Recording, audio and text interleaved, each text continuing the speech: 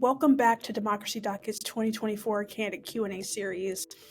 I am joined today by Texas Representative Colin Allred, who is running for the Senate against longtime Senator Ted Cruz. Today we're going to talk about voter suppression in Texas, why Representative Allred is running for the Senate, and talk a bit more about his stance on voting rights. So I, of course, wanted to start by asking what sort of made you want to enter the race. Now you're up against, a longtime incumbent in Senator Ted Cruz, very popular, very well known. What made you want to enter the race, and why do you believe that you can beat him in November? Yeah, well, thanks for having me on. Listen, Ted Cruz is very well known. He's not very popular, and I think he's earned that. And Texans know exactly who he is and what he's been up to the last 6 years and really the last 12 years. So to me, as a fourth generation Texan, somebody who was born and raised in Dallas by a single mom, who went to public schools. My mom worked in public schools and taught in our public schools for 27 years. Who was lucky to get a scholarship to go to Baylor to play football. I played in the NFL. Went to law school and became a voting rights lawyer, and then served in Congress. I think I know who we are as Texans, and we're not who Ted Cruz says we are, or my story wouldn't have been possible. And I really felt strongly, and I still do, more than ever actually, that we could not afford 6 more years of Ted Cruz. And what's happening in Texas, and I don't know if folks you follow it as closely, obviously, as I certainly do. But I'm sure people see the stories that are coming out, of women who are being forced to, leave their home state to try and get treatment, whether they have a high-risk pregnancy or a pregnancy that has an issue, or of the ongoing stories of even more elaborate attempts to try and find ways, to restrict the right to vote. And to me, what's fundamentally happening is there's an attack on freedom in Texas. And as a fourth generation Texan, if there's one thing I can tell you that I know about us, it's that we believe in freedom. This is deeply un-Texan. And they've gotten away from, whatever previous kind of vision they might have had. And now they're trying to control every single aspect of Texans' lives. And we can reverse that by beating Ted Cruz. And I want to talk more about, you mentioned, restrictions in Texas, restrictions on the right to vote in Texas. Texas kind of famously in 2021, passed a slate of voter suppression laws, restricting the right to vote in various ways. Can you kind of talk about how, as a senator, you would work to protect the voting rights of Texans, and also just what you've done in the House to preserve that right? Yeah. So, my practice as a lawyer was working in voting rights, and I worked on the ground here in Texas to try and help, particularly in 2014, so a decade ago, when the Supreme Court struck down in 2013, Shelby County v. Holder struck down parts of the Voting Rights Act, including the pre-clearance provisions, and made sure that Texas could move ahead with their voter ID law. I've been dealing with this for over a decade now. And what we've seen in Texas is that they've made it hard to vote in every single aspect that you can. And to me, it kind of falls into 3 buckets. Number one, your ability to register to vote. In Texas, that's incredibly difficult. If I wanted to register you as my neighbor, I need to get deputized by my county to then be able to register you. That is only valid for 2 years, and it's only valid inside of that county. And if I, for some reason, don't turn in your voter registration form within a set number of days, or if something happens and I lose it, then I could be subject to criminal penalties. And that's all an attempt to make it harder for neighbors to register neighbors, to have voter registration mobilization, which we know is something that is so important to make sure that folks are registered. It's also true that you have to be registered 30 days out from the election. And every election day, I stand outside of polling places in Dallas, and I greet folks, and every time on election day, folks come up and they say, I'm so excited about voting. And I say, okay, that's great. I'm so happy to see you. Thanks for being here. And I say, let's talk about your registration. And they say, oh, no, I'm going to go inside and I'm going to get registered right now. And I have to tell them, I'm sorry, but, we have this 30-day deadline, and we can register you right now, but you won't be able to vote in this election, only in the next one. So registration is difficult. But then also actually casting your ballot is difficult, because we have this incredibly strict voter ID law that has been somewhat softened by a court case that said that they had to provide an affidavit that you could check and say that you don't possess one of the narrow set of IDs that are acceptable. Student ID is not one of them, but a concealed handgun license is one of the acceptable IDs. But a lot of folks who are working the polls often don't know that affidavit option is available. It's confusing to voters. And so what you'll often see is if folks don't have a current ID that's currently valid, then they'll be handed a provisional ballot. And then that's before you even talk about the restrictions on polling places, locations, and hours, on them making it easier for what they call poll watchers, to now harass voters, basically opening up our polling places to real intimidation. And then even after you get through all of that, we dilute the vote, and we even have challenges to your vote, post the election now. The dilution, of course, is through severe gerrymandering, where we're in a state where Joe Biden got around 47% of the vote in 2020, but we only have 13 of the 38 congressional seats that are controlled by Democrats. And that does have a suppressive effect, because when you don't have competitive elections, then there's sometimes less effort to get out the vote, and also folks feeling like maybe their vote doesn't matter as much. And so there's a reason why we have always been in the bottom 10 states in terms of voter turnout. And I don't think it's because Texans are not civically engaged. It's because we've been dealing with this. And so the good news is we can address it at the federal level. We can overcome all of these state laws by passing legislation that overrides it, including banning partisan gerrymandering, which is one of my top concerns. And that's what we tried to do in the last Congress when we had the John R. Lewis Voting Rights Act and the Freedom to Vote Act. We did have 50 votes in the Senate, even though after we passed it in the House, we didn't have enough votes to get it past the filibuster. When I'm in the Senate, we will reform the filibuster, and we will change that, and we will pass this legislation, and we'll make sure that we level the playing field so that folks across Texas and across the country have a chance to vote, and then we'll let the chips fall where they may. And what the American people decide will be what matters, not what laws and what kind of arcane procedures you have to follow will determine the outcome. I'm really glad you brought up the John Lewis Act, because I definitely wanted to ask, if you were in the Senate. Obviously, being in the House, it did pass the House, but got held up in the Senate. Do you think that it would have a better chance of passing, having you in the Senate and not having that narrow split that makes it kind of hard for certain pieces of legislation to get passed? Well, listen, obviously what we're dealing with right now with the filibuster, I think is something that is not consistent with the history of the Senate. And I think it's placed us in a position now where every piece of legislation that doesn't fall into a few narrow buckets has to be subject to the 60 vote threshold, which is historically, as I'm sure is historically not the case in the United States Senate. It's only really a recent invention, and it's one that has made it almost impossible for us to do things like addressing voting rights or like restoring a woman's right to choose and codifying Roe v. Wade, both of which we passed out of the House and had a majority in the Senate, but not enough to get past the supermajority requirement.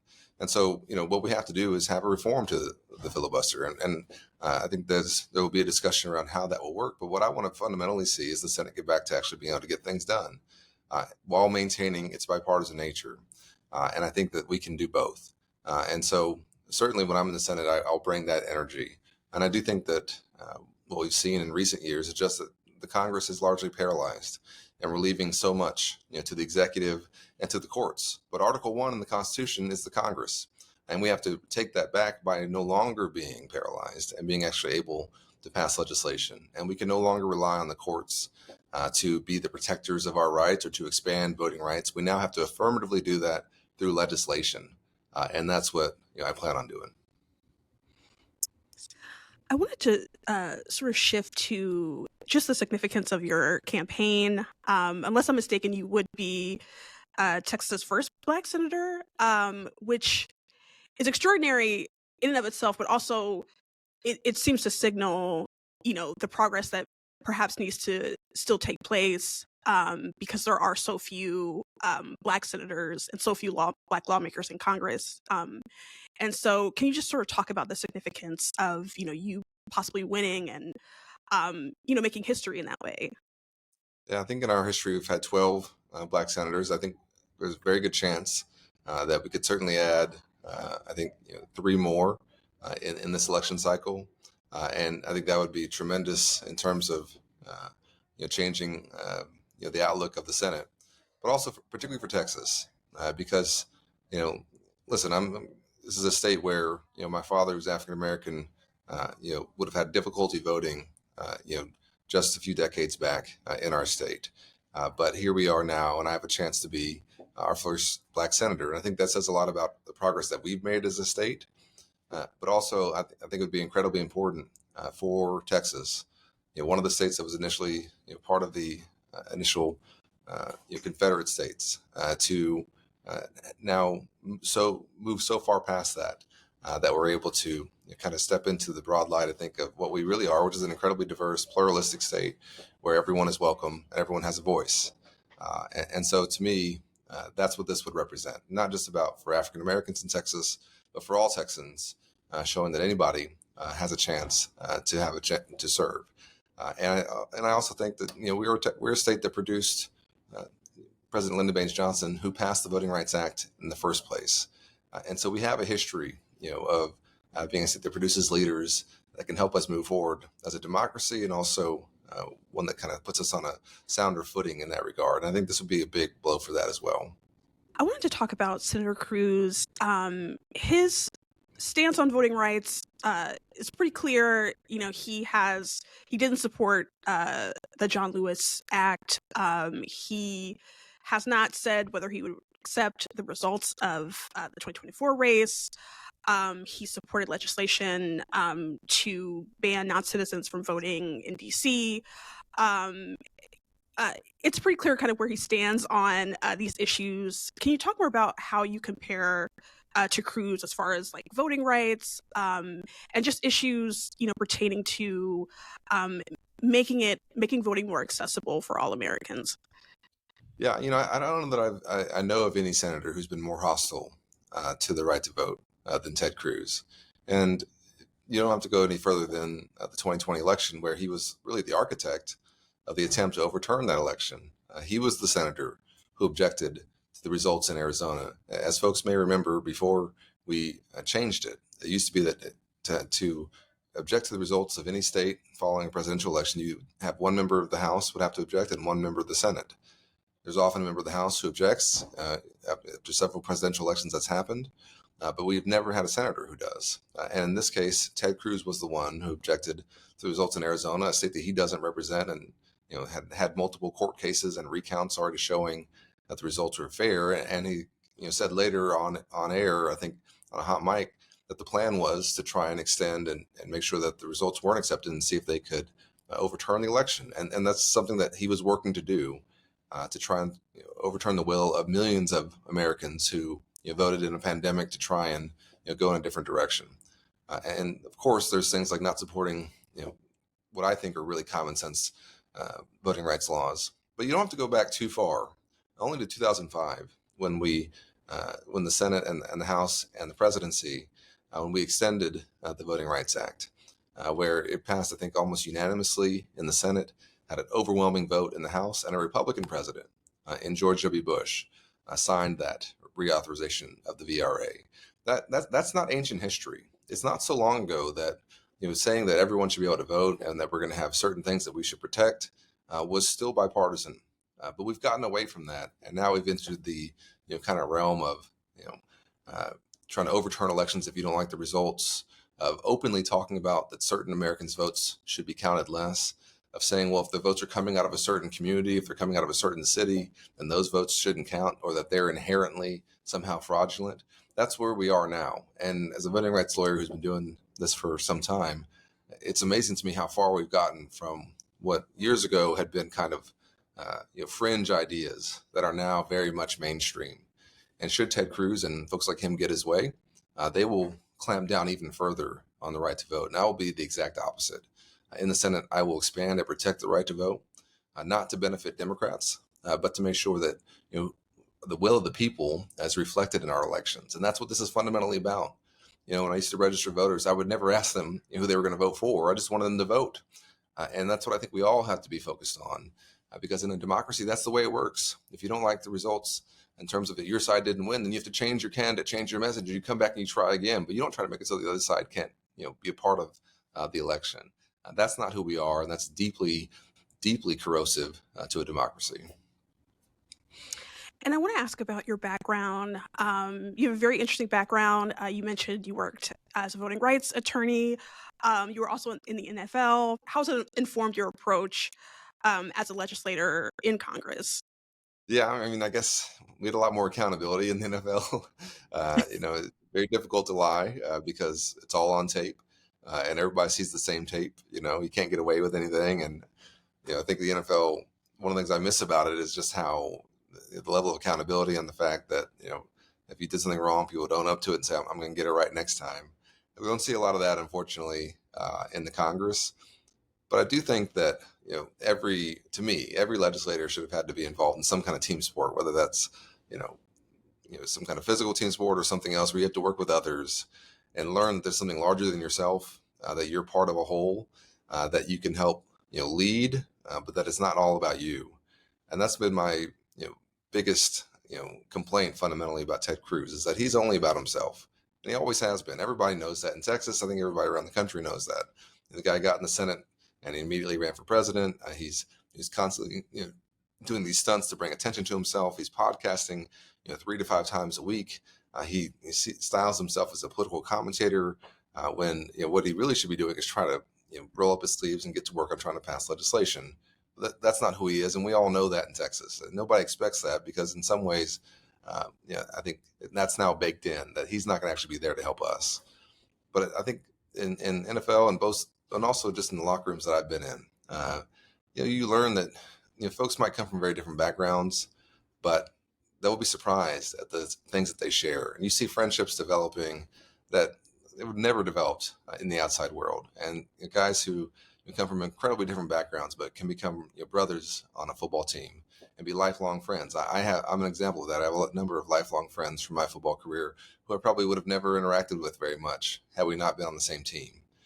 And it's taught me, I think, how much we do share in common, and that we're not as divided as we might think that we are. And that if you have the right leadership and the right conditions in place, that you can still find a way to work together.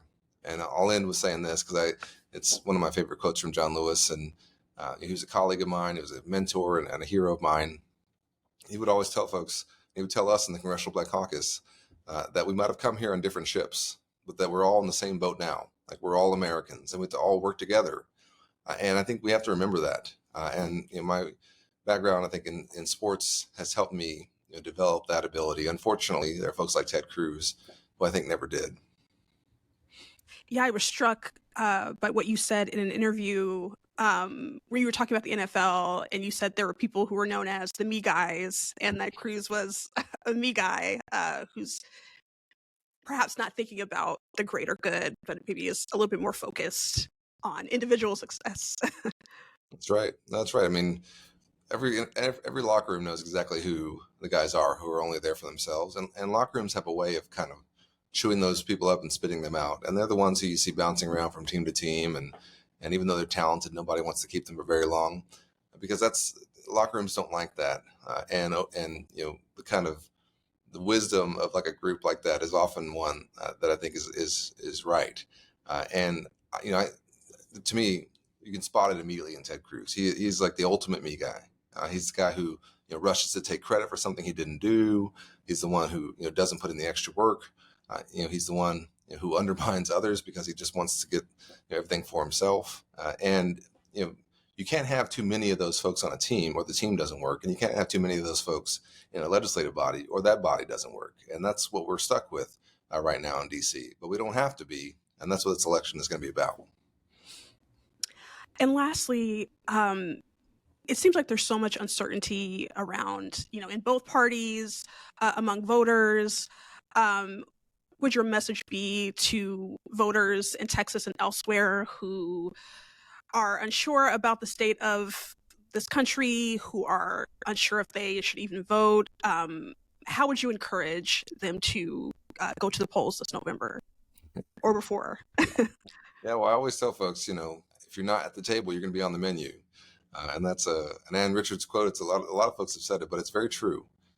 And Listen, there are incredibly important decisions that are going to be made by the folks who are elected in this election. And for every single one of us, we all have a stake in it. But I'm also really confident that we are fundamentally decent people, both as Texans I know, but also as a country. And I really believe that we're not going to go down a direction where we're just going to continue to be at each other's throats. I think folks want to come back together, and that's my responsibility in my campaign over the next 4 months or so, and for every other campaign, is to try and present an optimistic vision of where we can go together as a people, as a country, and all the things that we can get done to try and heal some of these divisions and move on. Because I think we've been stuck in this period for several years now, where it's just been really kind of a battle about who we're going to be. I think I know exactly who that is, but now we have to make sure that we show up, on election day and make sure that we make that, cast that ballot to be part of that. And so to me, this is one of the most important elections in American history, but it always is. And it is because of you and your life and the things that are happening and the things that you can have an influence in. President Obama used to tell us democracy is not a spectator sport. You're not watching two teams play it out and then just seeing who wins. You're one of the players on the field. You are the cavalry. You're the one that you've been waiting for. So get out there and be a part of it. Because if you don't, you'll be on the menu. Thank you so much for tuning in to today's candidate Q&A series. To stay up to date on all voting rights news, subscribe to our free newsletter. Thank you so much.